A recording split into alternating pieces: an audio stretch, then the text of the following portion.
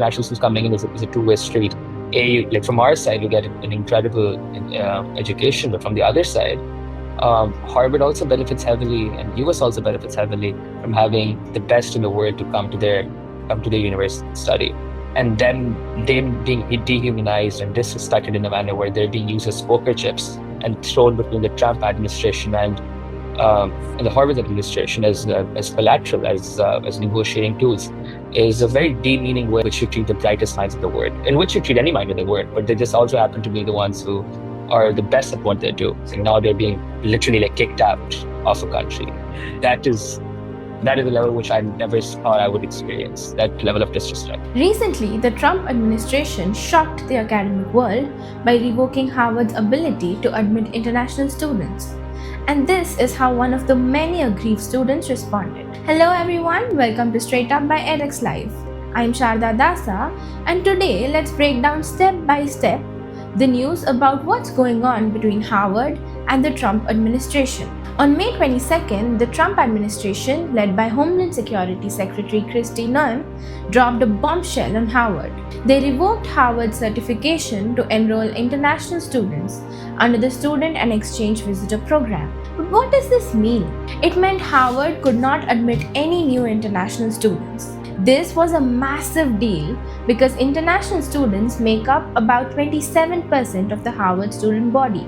The 6,800 international students at Harvard were suddenly told they'd have to transfer to other schools or risk losing their legal status in the US. This includes as many as 788 Indian students as well. Here is another student's take on this decision. So basically it's a mixture of like shock then to kind of just,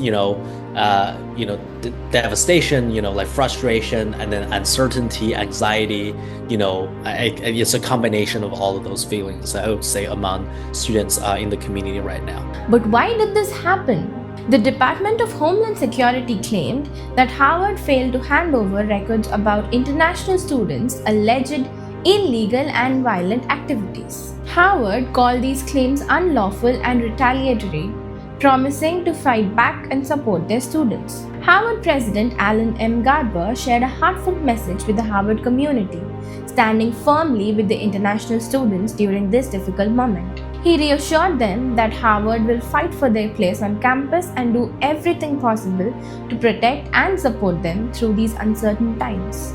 The very next day, May 23rd, Harvard struck back.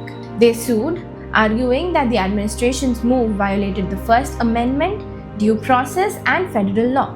Now, the First Amendment protects freedom of speech, meaning the government cannot punish or retaliate against individuals or institutions for expressing their views or beliefs. Due process is a constitutional guarantee that the government must follow fair procedures before taking away someone's rights or property, like giving them notice and an opportunity to respond. A federal judge, Alison D. Burroughs, issued a temporary restraining order. This blocked the Trump administration from enforcing the ban, at least for now. So, Harvard's international students can stay put, and the university can keep enrolling new students from abroad while the legal battle continues. Since beginning his second term, President Trump has taken a firm approach towards universities permitting pro-Palestinian protests, including measures such as threatening to withhold federal funding, revoking tax exemption status, and so on. These actions are intended as a signal to all higher education institutions that the government expects stricter management of campus activities, particularly regarding anti-Semitism and campus safety. A hearing is scheduled next week to decide if the restraining order will be extended. What do you think about this situation? Should universities have the right to protect their students from federal overreach? Or is the government justified here? Thank you for watching. For further updates, follow EdexLive. This is Sarada Dasa signing off.